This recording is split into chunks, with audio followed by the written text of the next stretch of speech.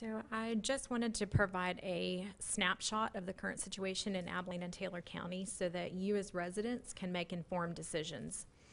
So as of yesterday, June the 30th, we have identified 400 lab-confirmed cases, positive cases of COVID-19. These are PCR positives only, but I think to better understand the picture, you should also consider the positive results reported from antigen testing. This is a fairly new option for testing for COVID-19, and since June 25th, local testing sites have reported a total of 421 antigen tests, and of those, they have reported 64 of those as positive. We have confirmed that 43 of those are within our jurisdiction, and the rest either need to be investigated or reported to other jurisdictions. So we also have a total of 117 positive antibody tests to date. Now I'd like to provide a little bit of information on those three different types of testing so you can better understand what we're finding with those. So the PCR, which is a molecular test that identifies pieces of the virus in a person's respiratory tract. These are considered the gold standard in determining active infection. The drawback to these is that the turnaround time on those can take anywhere from as little as 24 hours to a week or even more in some cases. This delay can put public health at risk because in spite of someone being told to isolate themselves when they get that PCR test, we don't always see full compliance with that, so they're out potentially infecting other people while they're waiting for results. The antigen test detects the proteins that attach to the virus and is also used to determine active infection. Although it is not considered the gold standard, it is a very close second. The greatest benefit to these tests is that their sensitivity rate, or the ability to detect a true positive, is very high. The other benefit to this is that they also give quick results, often in as little as 30 minutes. And being able to give someone results that quickly allows them to have their answer and know that they need to immediately isolate themselves from others, and we usually see much better compliance with that. The antibody tests detect the body's immune response to the virus. This method does not necessarily indicate active infection. It indicates that you have been exposed to the virus at some point. The benefit to these tests is that they are quick. Usually in about 10 minutes we can have a result. And the ones that we use at the health department test for both IgM and IgG.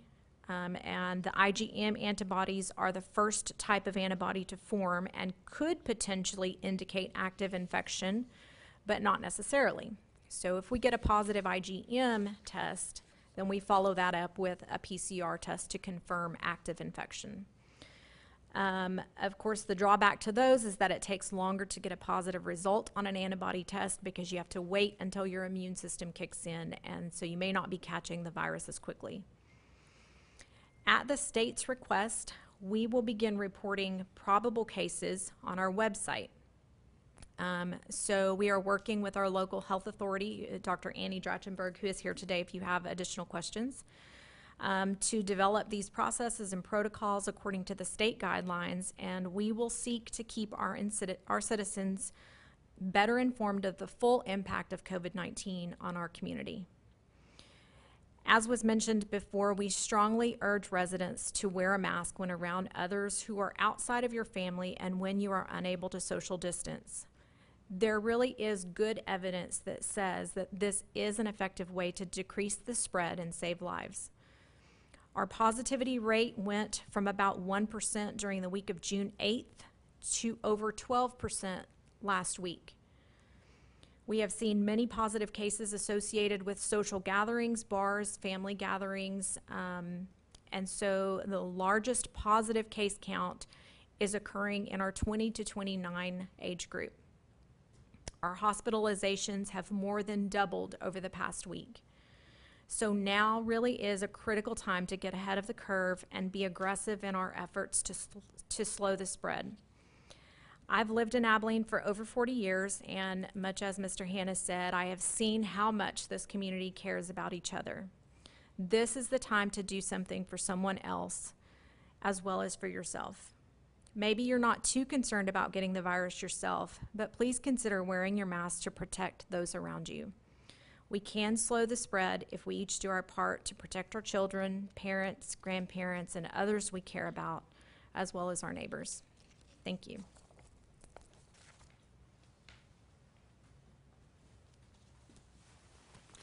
As I mentioned, we will have an opportunity to ask, to allow you to ask some questions. We have city attorney that can provide some legal questions to be answered, as well as our private sector representation by the chambers. One thing I failed to say and I need to communicate, I mentioned the 167 deaths of those West Texas communities. 52 of those occurred in Lubbock, Texas, mainly centered around nursing homes. And so you should know there was a massive effort. All nursing homes in this community have been tested. The State Supported Living Center has been tested. And the results are 8 residents were positive and 12 healthcare professionals were positive. There were 2 who are in the nursing home but were not infected in the nursing home that were checked in. And how that works, there is a procedure when someone checks into the nursing home, they're tested, you get 2 positive tests, and they're put in isolation. So I want to make mention to you of that because that question has come up and want to provide some clarity. Again, we can avail ourselves to questions. If you have, are there any questions from the audience? I've got a question for Annette, if I could. Okay, sure.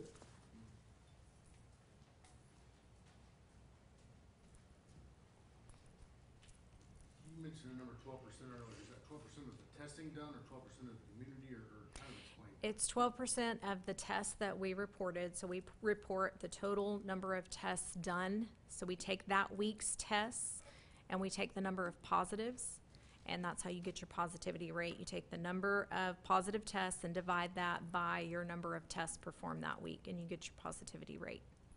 Would you have a percentage of the community that's testing positive? Community-wide? I don't have that off the top of my head, but if you take, say, Taylor County has 136. Yeah, it's more than that, but that's the last census. Right.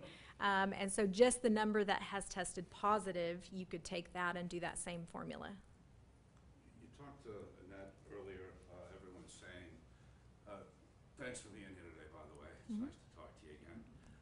Thank you. It's very difficult to get you to talk because I know you're busy.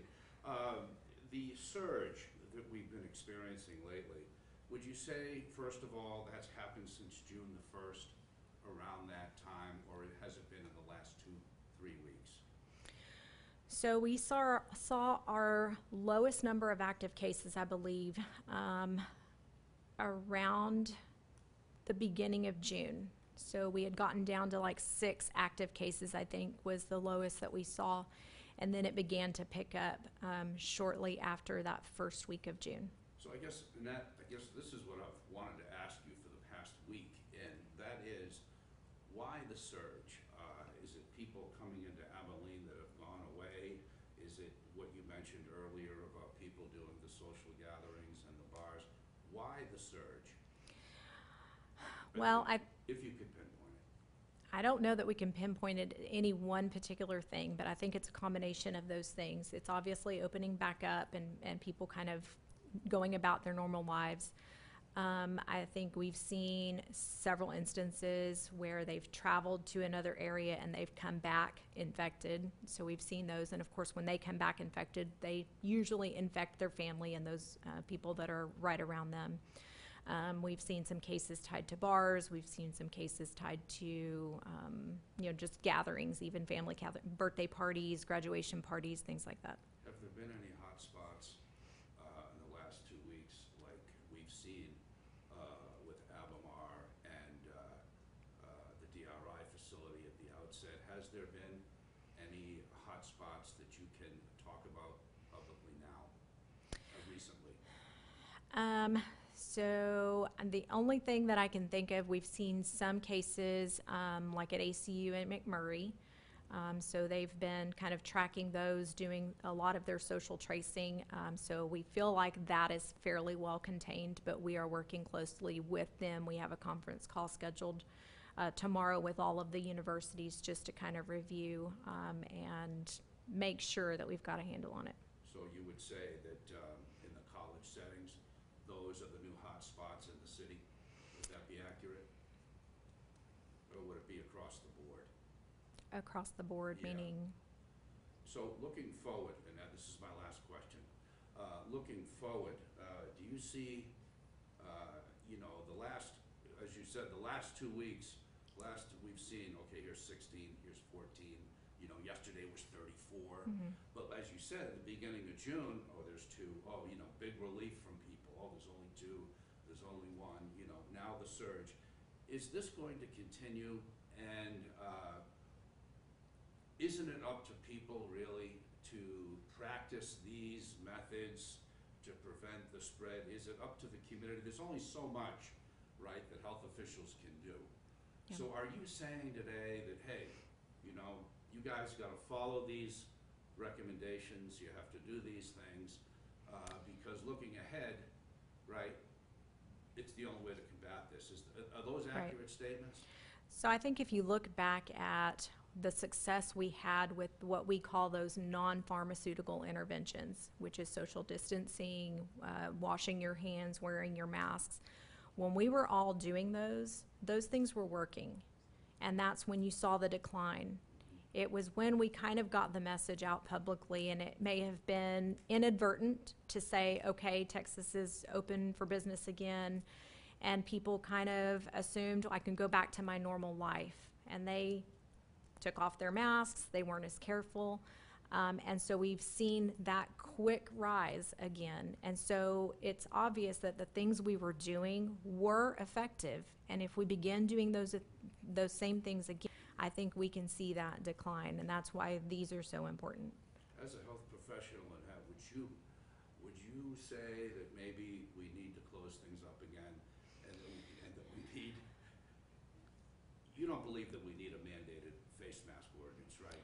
So public health considers more than just physical health. The health of a community in terms of families being able to earn a living for themselves, those things are important as well. So as a community and as the leadership, that's what everyone is trying to do, is balance that, the need to maintain good health, but also the need to provide for your family and ensure that you don't lose a business and spiral down into that hole of poverty. Once families spiral down into that hole of poverty, it's very difficult to get out of that oftentimes, and that can lead to a whole slew of other health impacts because they no longer have access to health insurance and things like that. So there's a lot of things to weigh as leaders, and I think that, you know, that's the message here today. I have a question for you, Annette. Sure. There have been a few restaurants that have willingly just closed their doors on their own. Was that at the city's recommendation at all? So we have been very clear about the fact that we are not recommending to people, you must close down or you must do this. Those that reach out to us, we provide them with CDC guidance. We say this is best practice, and those businesses make those decisions on their own. And some of them consult us and some of them do not. And could another reason that we're having this kind of spike be that testing is far more readily available than it was 2-3 months ago? It could be. It could be that we're finding more.